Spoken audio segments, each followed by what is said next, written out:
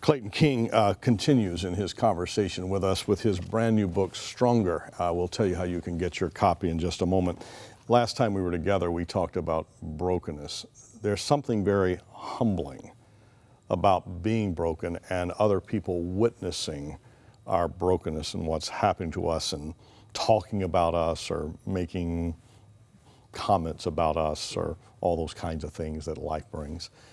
You have a second chapter in here where you talk about humility and the power of humility.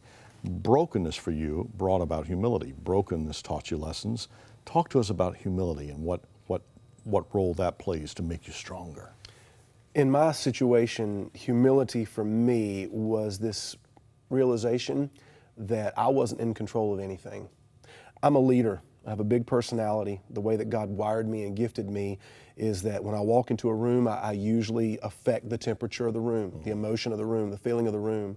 I'm a guy that knows how to get things done. I was an athlete. I made good grades in school. I won lots of awards. I was student body president. And if I'm being honest, I think I had in my life begun to depend on my own ability. And at a young age called to preach. Yeah. And early on started getting speaking engagements and things started happening in your teen years. You're speaking in front of student groups and church groups and civic groups. Things were going great. Yeah, I was 14 when God called me to preach, and immediately doors began to open. And by the time I was 17 or 18 years old, I was speaking to groups of 8, 10, 12,000 teenagers all over the country. And that was just by God's grace, but in my life, there was this pride. Oh, yeah. And I had become self-sufficient. When my family members began dying, I realized that control is an illusion.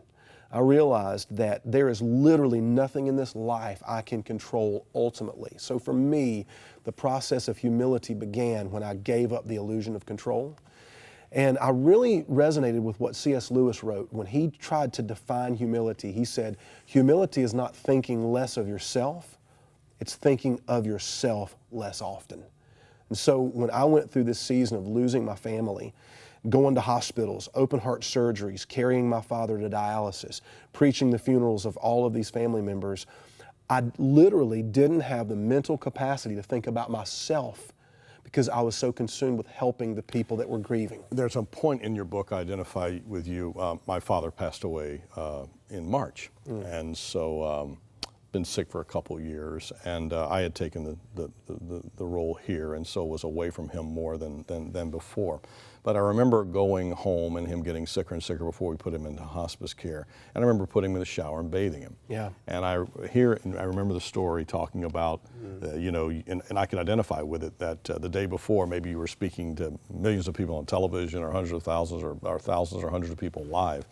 And then the next day you find yourself cleaning your father as like he was a hospital patient. Yeah, exactly. And it's like that's and I had those same thoughts. And you see this is it's not the big crowds that make you. It's what you are in private. It's what you are when no one's watching. Exactly. It's how God humbles you. And for me, caring for my father, feeding my father, bathing my father, shaving my father, Yes, brushing my father's hair, dressing my father, brushing his teeth, brushing his own teeth. My dad could not even hold a coffee cup because of the neuropathy in his hands.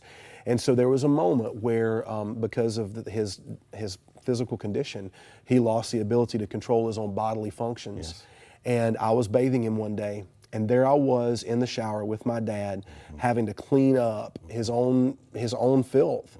And the Holy Spirit in that moment really revealed to me the roles had now been reversed. When I was a child, my dad took care of me. That's right. And now I've got this great joy and this great privilege to care for my father in his last days with dignity, to honor my dad, this great man of God who was such a gentle heart. And so in that moment, humility for me went from a concept to a reality. Because here I am on my knees in the shower, taking care of my father in his weakest state. And I realized that's what Jesus did when he got down on his knees and he washed his disciples' feet right before he was crucified. Yeah. So if we want to be like Jesus, and I pray that prayer a lot, I'm sure you do as well, Lord, make me more like Jesus. But there's really no other way to be like Jesus other than serving like Jesus and suffering like Jesus. You talk about in this book too, be careful what you pray. When you pray for that little prayer you had, Lord, use me. Wow. He takes it seriously. He takes it seriously, he does. This is fascinating. Fascinating. It's a great book. Well done. We're going to continue our conversation with Clayton in the coming days, but I want you to get the book, Stronger.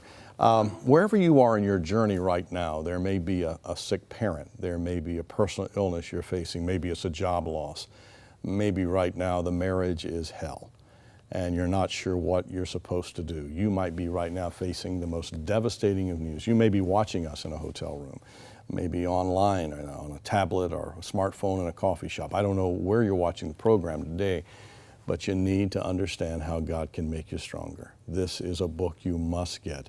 Here's how you can get Clayton's book. It's his 12th book. The man has great capacity in writing and wonderful biblical principles he'll share with you.